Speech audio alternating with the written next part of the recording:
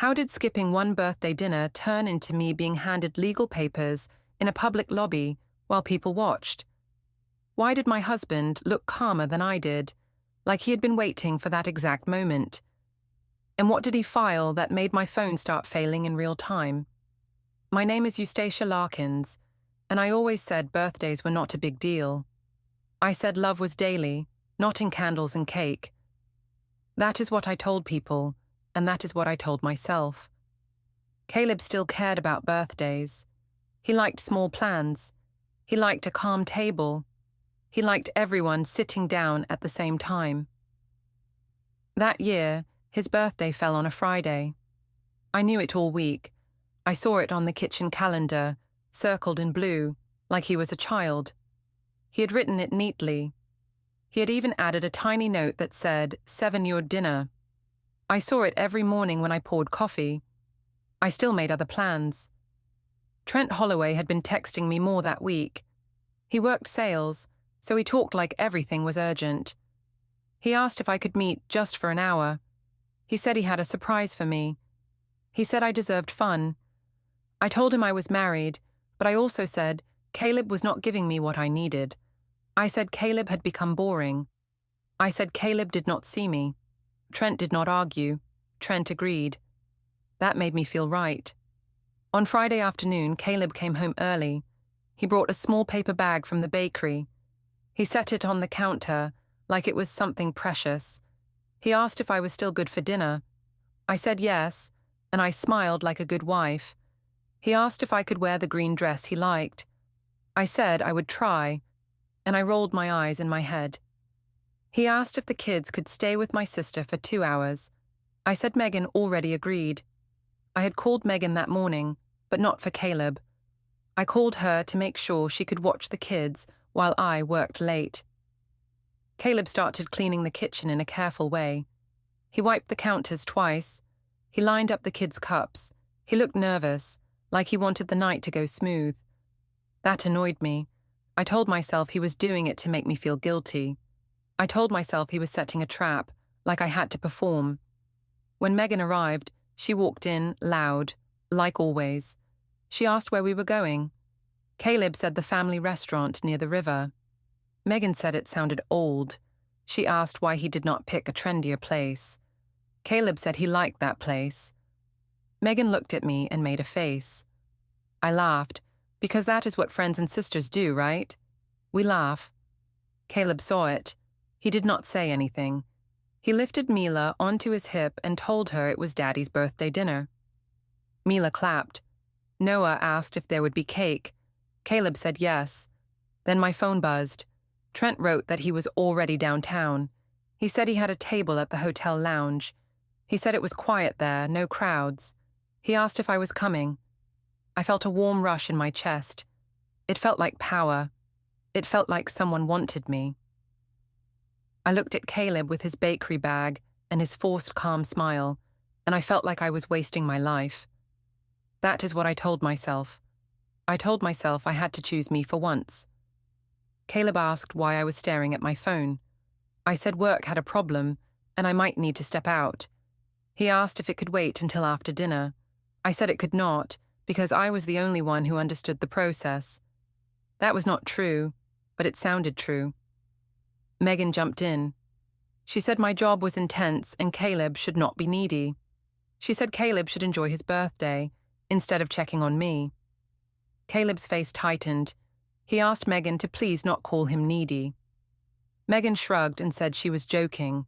I said she was joking too, like I was a judge and the joke was fair. Caleb asked if I wanted him to reschedule. He said we could go tomorrow. He said he did not want me stressed. That made me angry because it made him look kind. I did not want him to look kind. I wanted him to look like the problem. I told him he was being dramatic. I said he acted like dinner was a court hearing. I said he always turned small things into big things. I watched his mouth open a little, like he was trying to find words that would not start a fight. Before we dive deeper into this story, I have one small request. Please subscribe, drop a like, comment and hit that hype button to boost this channel so more people can discover these incredible stories. He asked if I could promise I would come, even if I was late. I said yes. I added that I did not like being questioned. I said trust was basic. I said I should not have to prove myself. At 6:45, I went upstairs to change. I did not change into the green dress. I put on black pants and a jacket that looked like work. I told myself it was smart. I told myself it gave me cover. I heard Caleb downstairs telling the kids to grab their shoes. He said we would leave soon. I heard Megan say she would take them to her place after. I heard the bakery bag crinkle. It sounded small and sad. I texted Caleb from upstairs. I said my manager needed a quick call and I would meet them at the restaurant. I knew he would not argue in front of Megan. That was the point. When I walked down, Caleb was holding his keys. He asked if I was sure. I said yes and told him to go ahead. I said I did not want them to be late because of me. I said it like I was thoughtful. He looked at me like he wanted to ask something else. He asked if I wanted him to wait in the parking lot for me later. I said no, because I did not know how long it would take. I made my voice tired. I made it sound like responsibility. They left. The front door shut. The house went quiet fast. I stood there for 1 second and listened to the silence, and it felt like freedom. I drove downtown and parked in a garage. I checked my lipstick in the mirror and told myself Caleb pushed me to this. I told myself he had been distant. I told myself a birthday dinner was not love. I told myself I was not a villain. I was just a woman who deserved attention. At the hotel lounge, Trent stood up when he saw me. He asked if I made it. I said yes, and I smiled like I was winning. He asked if my husband was mad. I said Caleb always tried to control the mood. I said Caleb used guilt as a weapon. Trent nodded like he understood, and that made my lies feel clean. My phone vibrated again. Caleb's name lit the screen. I did not pick up. I watched it ring until it stopped. Then I turned my phone face down and told Trent I had earned this night. Trent asked if I wanted a drink, and I said yes, because I wanted to forget the bakery bag on my counter. I stayed at the hotel lounge longer than I planned. Trent kept the talk light. He asked what I wanted from life. I said I wanted to feel chosen. He said I should not feel guilty for wanting more. I nodded like he was wise. I did not tell him about the bakery bag. I did not tell him about Mila clapping. I told myself I was protecting my peace. My phone kept buzzing. I watched the screen light up and go dark again. Caleb called twice. Then he texted. I read the preview without opening it. It asked where I was and if I was okay. I felt annoyed, not worried. I told myself he wanted control, not answers. Trent asked if everything was fine. I said my husband was dramatic. I said he always thought the worst. Trent laughed softly and said I deserved a quiet night. I liked that he did not ask more. I liked that he did not expect me to be decent. When I finally left, it was after 9. I sat in my car and tried to build a clean story. I practiced it in my head. I told myself it was normal. I told myself any wife would do the same if she felt ignored for years. It had not been years, but the story sounded better that way. On the drive home, I opened Caleb's last message. He said they waited at the restaurant. He said the kids asked for me. He said he brought the cake home because it was getting late. He said he hoped I was safe. He did not insult me. He did not curse. That made me feel smaller, so I got angry to cover it. When I walked in, the kitchen lights were low. The bakery bag sat on the counter. The cake box was unopened. Caleb was at the table with his phone and a glass of water. He looked tired, not wild. I wanted him wild. Wild would help my story. He asked where I was. I said my manager pulled me into an urgent call. He asked why I did not answer. I said I could not talk during it. He asked why my location showed downtown when the office was not downtown. I said he was checking my location like a stalker. I asked why he did not trust me. He said he did trust me, but the day felt strange. He said he just wanted honesty. I said honesty was not the same as being interrogated.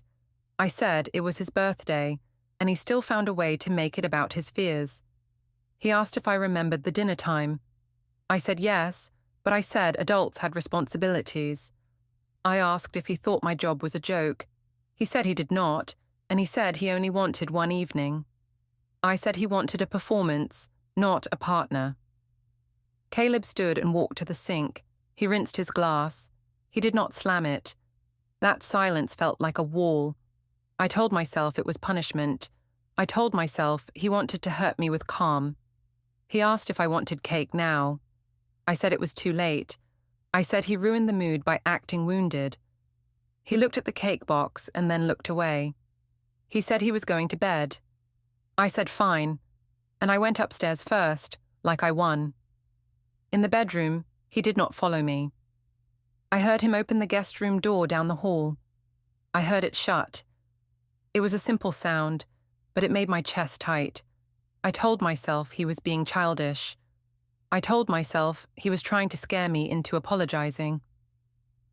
The next morning, he acted normal in front of the kids. He made eggs. He packed Noah's snack bag. He asked Mila to put on her shoes. He did not glare at me. He did not raise his voice. That should have made me relieved, but it made me nervous. I wanted the story to go my way, so I made it go my way. At lunch, I texted Cassidy and Megan. I told them Caleb gave me the silent treatment on his birthday because I had to work. I wrote that he was acting like a victim to control me. Cassidy replied with laughing emojis. Megan replied that he was soft. I felt comforted, like a crowd behind me. That night, Cassidy invited me to a rooftop bar. She said I needed to relax. Megan said she could watch the kids for a few hours. Caleb did not argue when I said I was meeting friends. He only asked what time I would be back. I said not late. I said he should not worry. At the rooftop bar, the lights were warm, and the music was loud enough to hide real feelings. Cassidy asked what happened with Caleb's birthday. I told the story with clean edges. I said I tried my best. I said Caleb made me feel guilty for being responsible. I said he sat there and judged me. I said he used sadness like a weapon. Cassidy said she always knew Caleb was the type to guilt trip. Megan said he wanted a mother, not a wife. They laughed. I laughed too. It felt good to be the hero of my own mess. One of Cassidy's friends asked if Caleb ever yelled. I said he did not have to yell to be controlling. I said silence could be abuse. That word came out of my mouth too easily. I watched heads nod around the table, and I felt powerful again. I told myself I was finally being seen. Then my phone lit up with a missed call from no caller ID. It rang once and stopped. I stared at it. I did not know why, but it made my skin feel cold. I told myself it was spam. I told myself it meant nothing. When I got home, the house was quiet. The kids were asleep. Caleb was in the kitchen, wiping the counter again, slow and careful. He asked if I had a good time. I said yes. He asked if I talked about him. I said he was paranoid. I walked past him toward the hallway and noticed the small desk drawer was closed tight. I had seen it open before. Now it sat flat, like it was locked.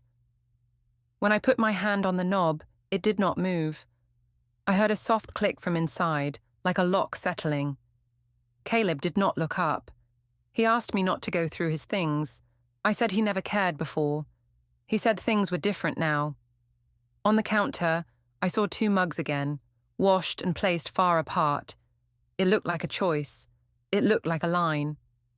I wanted to erase that line, but not by being better. I wanted to erase it by making him wrong. I went upstairs and passed his phone on the landing table. The screen was dark, but it lit for a second when a reminder popped up. I saw only part of it before it faded. Meeting, personal. There was a time under it. I could not read the rest. I told myself it was nothing. Still, my stomach tightened again. In the bedroom, I checked the closet. His side looked even smaller. A few hangers were gone. His pajamas were gone. I heard the guest room door close again down the hall. I stood there and told myself this was his plan to punish me. I opened our family group chat and wrote a message about how hard it was to live with a man who always played the victim. I waited for the replies to fill the space. Cassidy sent another laughing emoji. Megan told me to stay strong. I stared at my screen and tried to feel brave. Downstairs, I heard a faint beep, like a phone app starting and stopping. It lasted only a second. Then the house went quiet again. I told myself Caleb was just scrolling. I told myself I was still in control. But I did not sleep well, and I kept waking up to check my phone like it could save me. On Monday, I went back to the office like nothing happened.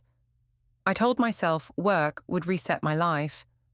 If I looked busy and confident, then the rest would follow. That was my rule. I said respect followed results, and I had results. In the open plan office, people smiled at me in that careful way they do when they think something is going on. Cassidy sat 2 desks away. She leaned over and asked how things were at home. I said Caleb was sulking and trying to punish me with silence. Cassidy said that sounded like him, and she asked if I wanted to come to happy hour later. I said yes right away because I wanted witnesses. I wanted a crowd behind my story. At my desk, my phone buzzed with a message from Trent. He asked if I could grab a drink after work. He said he missed me. I looked around and typed under my desk like a teenager. I told him I had plans, but I could meet for a bit. He replied with a winking face.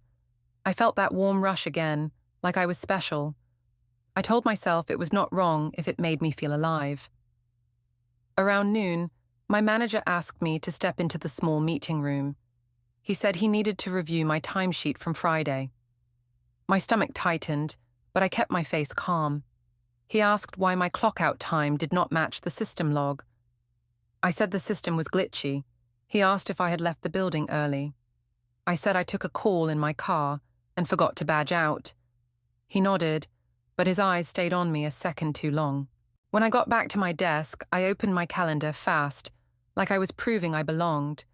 I saw a reminder I did not remember making. Quick check-in, 4:30.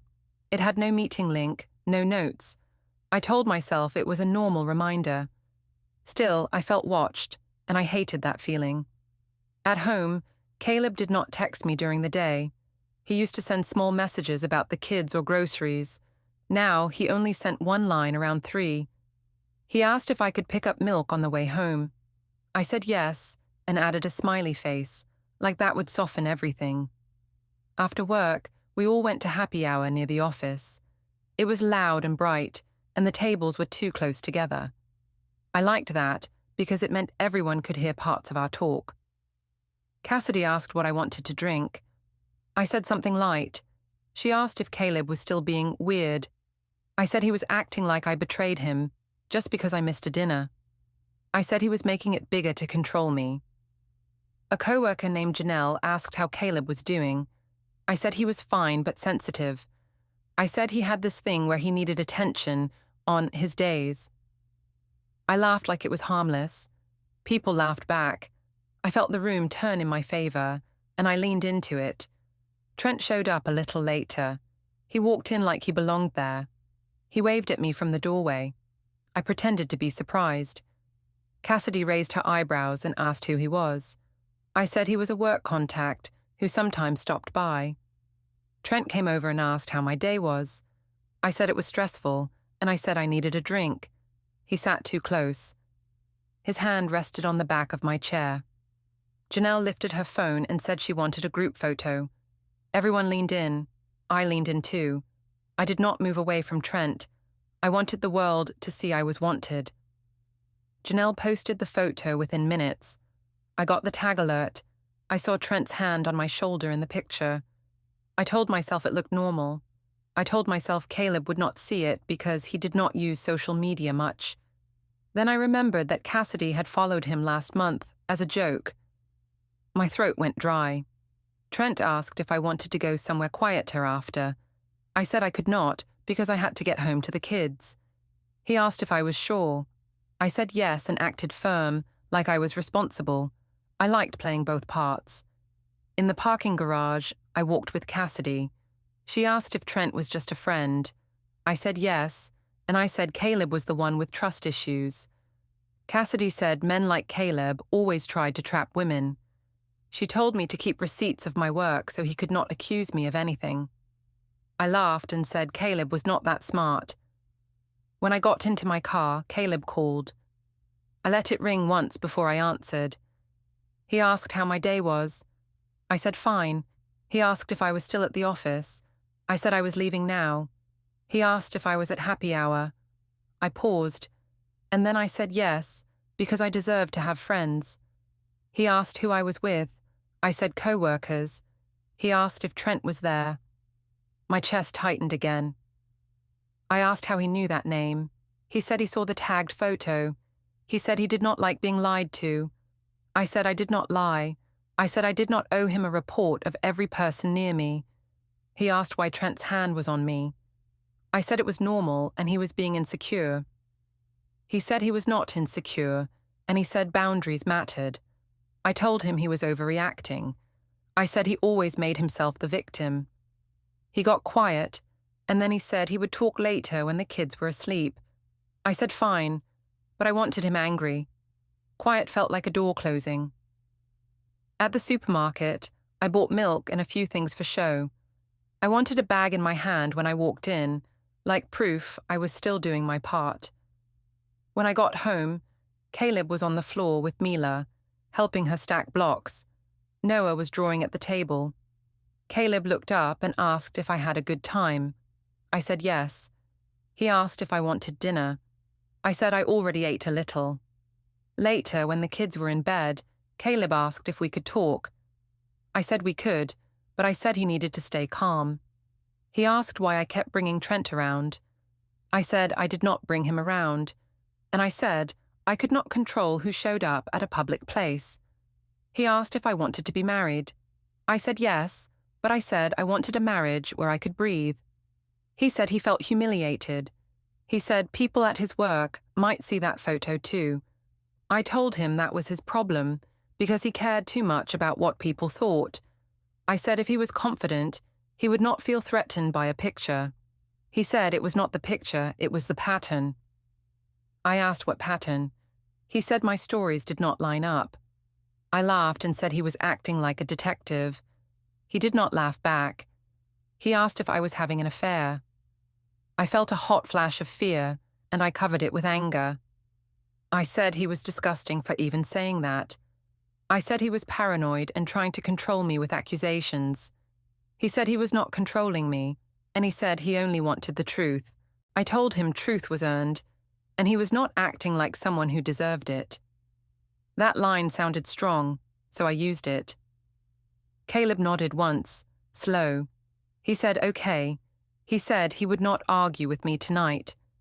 He stood up and walked to the office corner desk. The laptop was open, but he tilted the screen away as he picked it up. I saw a grid on it, like a spreadsheet, but no title. He closed it and put it in the drawer. I followed him, annoyed. I asked what he was doing. He said he was organizing household records. I asked why now. He said because things were messy. I said he was being dramatic again. He did not answer. Later, I went downstairs for water. The house was dark, except for a small light near the printer. The printer made a soft whir, and then it pushed out a blank page. I stood there, confused. The page was empty, but it felt like a signal. I picked it up and stared at it like it could tell me something. From the hallway, I heard a soft beep, like a phone app starting and stopping. Caleb's door was closed. I told myself he was just setting an alarm. I told myself none of this mattered. Still, I went back upstairs and checked my phone again, like I needed proof I was still winning. The next morning, I woke up with my jaw tight. I told myself Caleb was trying to scare me with his quiet. I told myself he was making a plan to paint me as a bad wife. That idea made me feel attacked, so I decided I had to attack first. At breakfast, Caleb acted normal again. He asked Noah if he packed his folder.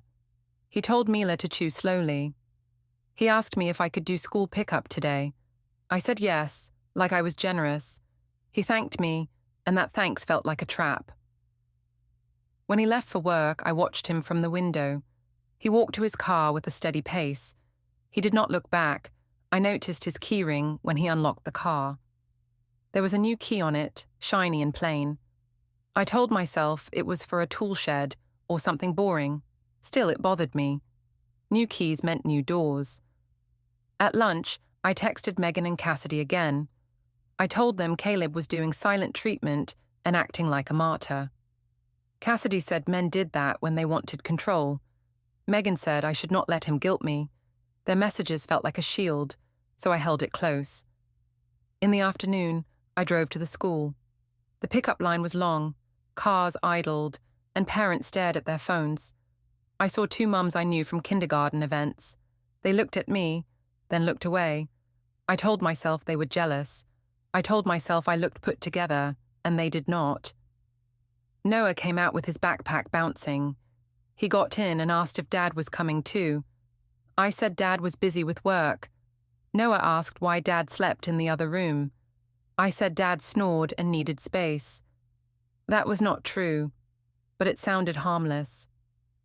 Noah looked out the window and went quiet, like he was thinking too much for 7 years old. We stopped at the playground because Mila needed to run. I sat on a bench and watched them climb. I tried to breathe like nothing was wrong. Then I saw Caleb's mum, Patricia, across the park. She was walking toward us with a careful smile. My stomach dropped, because I knew she did not come by accident. She asked how the kids were doing. I said they were fine. She asked how Caleb was doing. I said he was stressed and being sensitive. She nodded slowly, like she was collecting my words. She asked if I missed the birthday dinner on purpose. I felt heat rise in my face. I told her I had a work emergency. She asked why I did not answer Caleb's calls. I said I could not, and I said Caleb should not have called so much. Patricia looked at the kids, then back at me. She said Caleb did not deserve public embarrassment.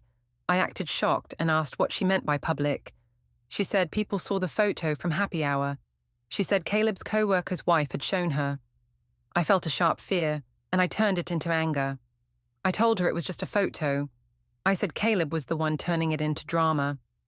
Patricia said it was not just a photo if it broke trust. I stood up straight on the bench area and told her she was overstepping. I said she always blamed me. Patricia said she did not blame me for everything, but she said she would not pretend anymore. She said if I kept making Caleb the villain, she would correct people. That scared me more than I wanted to admit. I hated the idea of losing the audience. I told her Caleb was emotionally cold. I said he punished me with silence. I said the kids felt it. Patricia said Caleb was doing school drop-offs and bedtime like always. She said the kids felt tension because adults were lying. I told her she was accusing me. She said she was asking me to stop. She asked if there was someone else. I laughed too fast and said she was being dramatic. I said she watched too many TV shows. Patricia did not laugh. She said she hoped I would choose honesty before it got worse. She walked away with a calm face. I sat back down and tried to steady my breathing. Noah looked at me and asked why Grandma looked sad. I said Grandma worried too much. I said it was not his problem. Noah nodded, but his eyes stayed on me longer than usual. That evening, Caleb texted and asked if I could bring the kids to his mom's house for dinner. I said yes, because I wanted to look like I was cooperating. Also, I wanted to see what he told them. I wanted to test the room.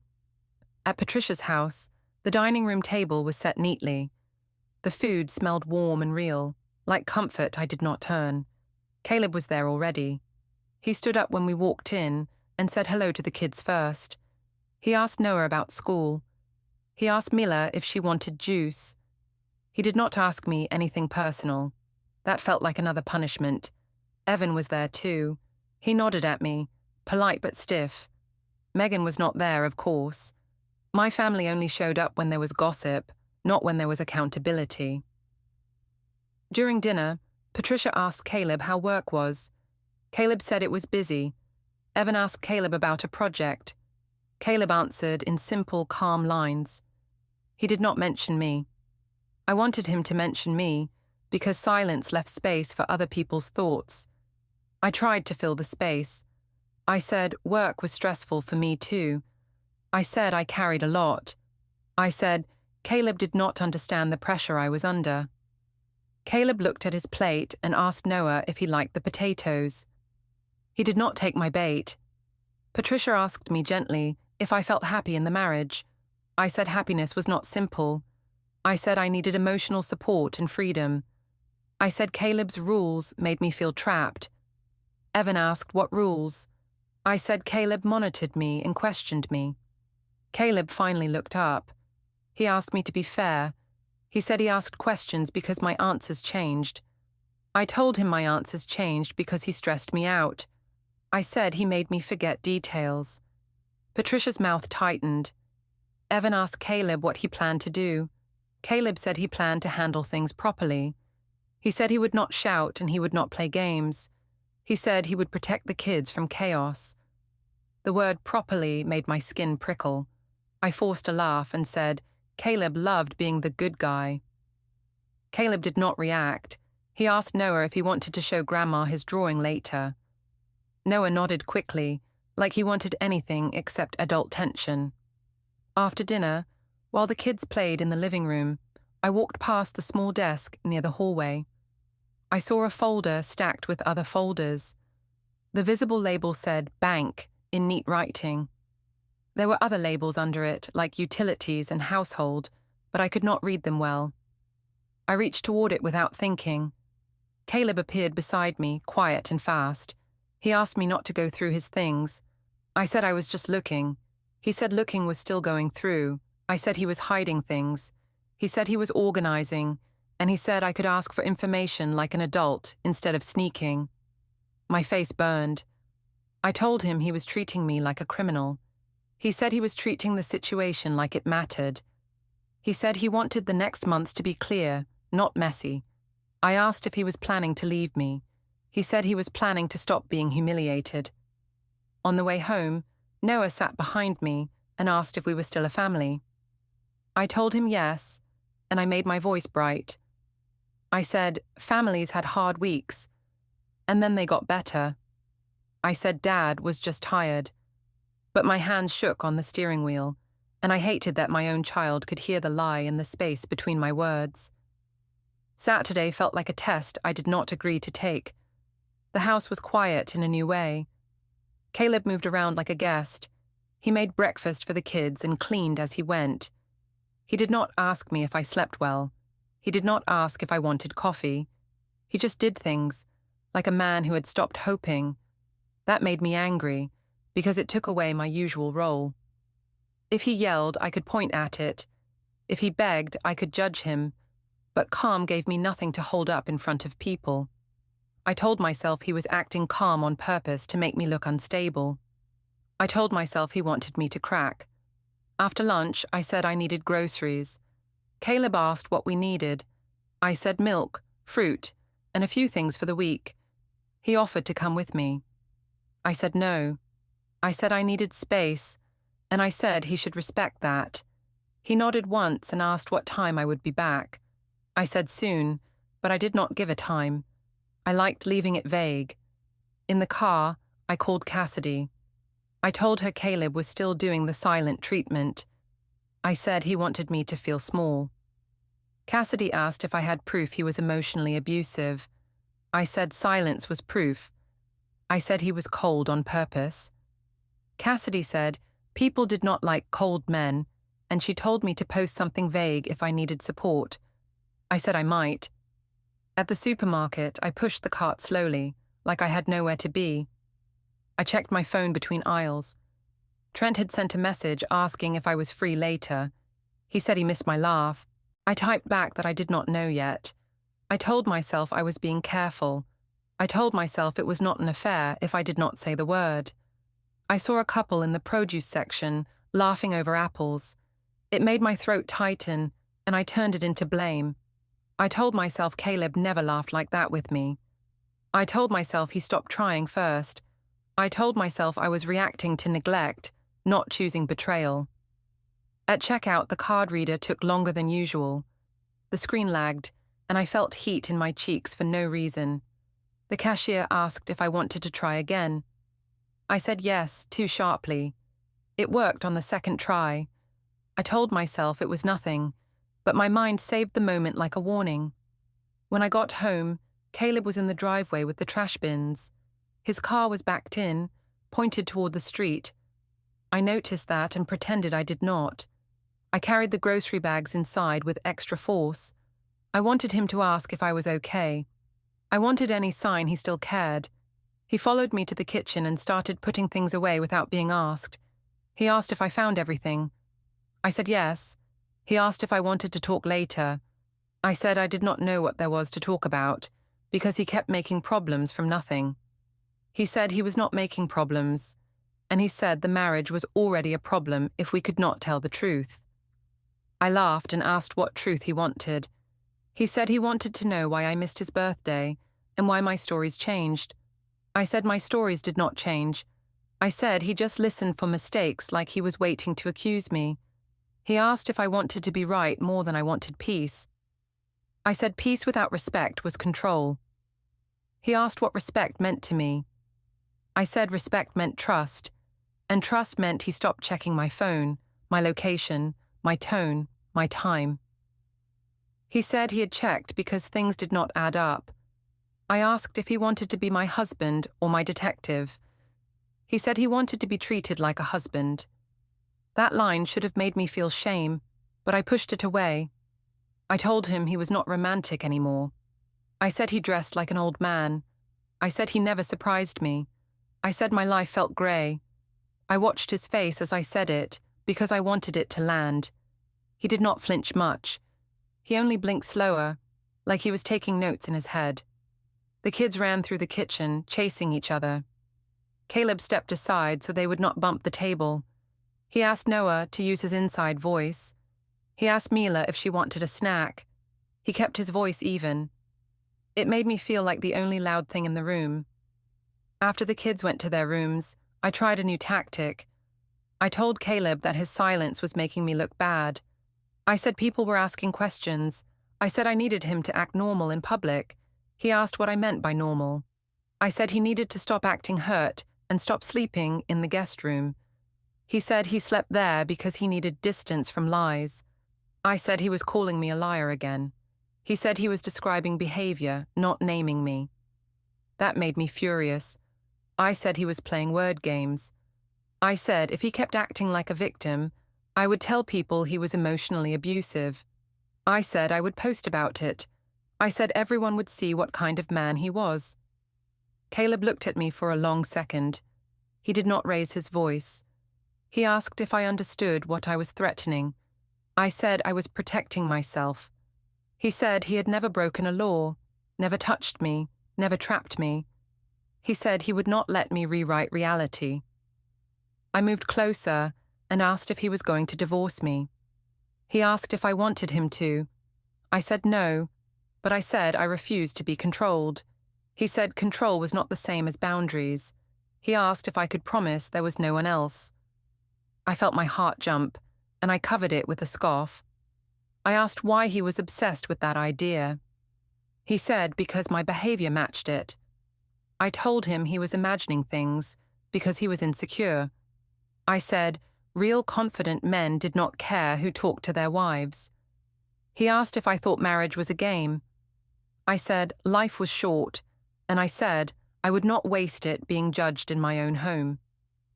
Caleb walked to the small desk in the corner and opened the drawer. I saw the top of a folder with a neat label, but I could not read it from where I stood. He took out his keys and set them on the table for a moment. I saw that new key again.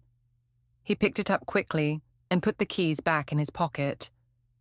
The drawer closed with a soft click, like a lock catching.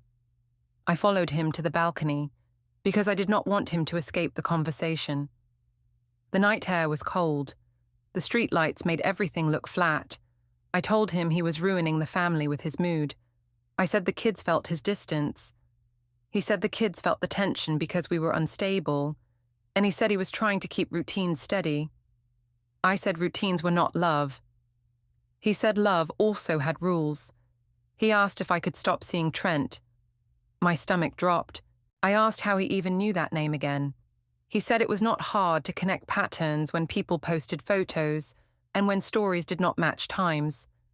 I told him he was spying. He said he was paying attention. I tried one last push. I asked if he wanted to lose me. I said other men noticed me. I said I could leave if I wanted. I said I stayed because I was loyal.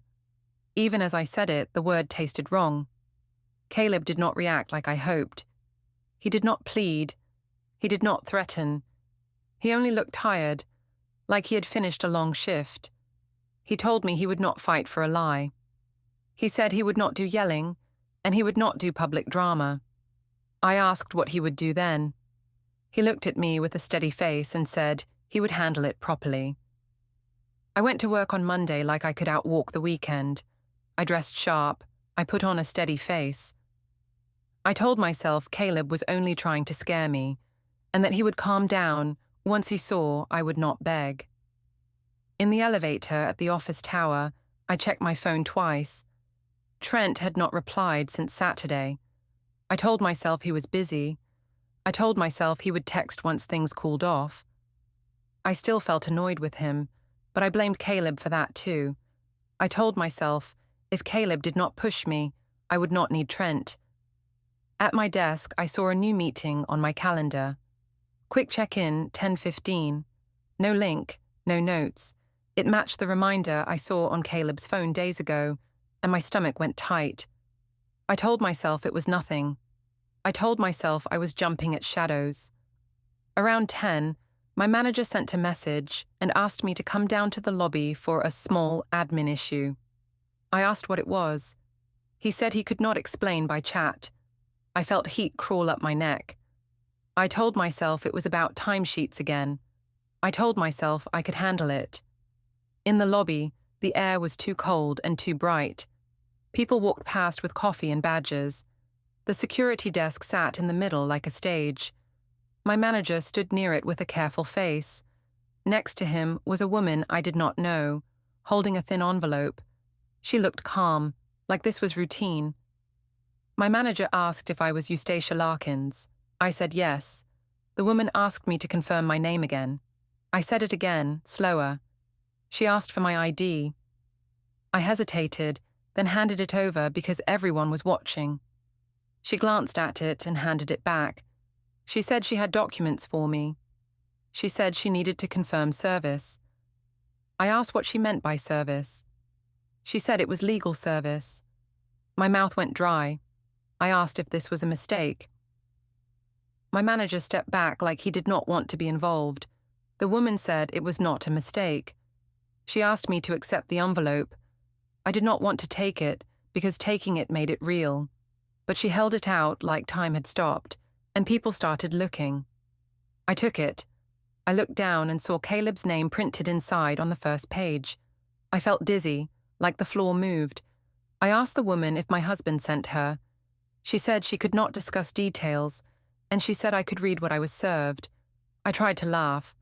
I asked if this was his way of threatening me. The woman said she was not there for threats, and she said her job was delivery. She asked me to sign a small form, confirming I received it. I said I would not sign anything. She said signing was not required, and she said service still counted.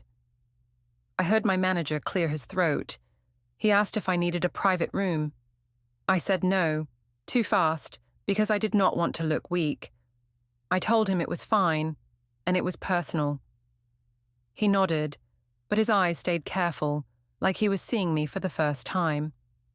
I stepped away from the desk and opened the envelope with shaking hands. The words blurred. I still caught the big ones. I saw petition and temporary orders and parenting schedule. I saw lines about household boundaries and shared funds. I saw a warning about public statements and harassment. I felt my face go hot. I called Caleb right there. It went to voicemail. I called Trent next. It rang and rang, then went to voicemail too. I texted him one word, asking where he was. The message stayed unread. I tried to breathe like I was in control. I told myself Caleb was overreacting. I told myself a paper did not mean anything if I refused it. Then I read again and saw that some parts started immediately, not later. It was written in plain, cold lines. I went back to my manager and asked if I could go upstairs. He asked if I was okay. I said I was fine. He asked if there would be drama in the building. I said no, and I heard how desperate my voice sounded. On the elevator ride up, my phone buzzed. It was Megan. She asked what I did, because Patricia had called her and sounded serious. I told Megan Caleb was trying to ruin me. Megan asked if it was true about Trent. I told her she was switching sides. She said she was not switching sides, but she said legal papers were not jokes. At my desk, I opened my banking app to calm myself. I told myself I would move money and show Caleb he could not control me. The screen loaded, then froze. I tried again. A message popped up saying my access was limited and I needed to contact the bank. My breath caught. I opened my shared card app next. It showed a notice about changes and new protections. I did not understand every word, but I understood the result. My usual moves were not working. I stared at my screen and felt my chest tighten like a fist. I wanted to run to the lobby and throw the papers back at the woman. I wanted to call Caleb and make him explain. I wanted to call Trent and scream at him for disappearing. But the office around me stayed normal. People typed and laughed softly. The world did not pause for my excuses. I looked down at the first page again and saw the parenting schedule start date. It was this week. It was already set. It was not a debate. It was the first time I felt the truth land like a weight, not an idea. And in that moment, I understood Caleb did not need to shout to win. He just needed the record.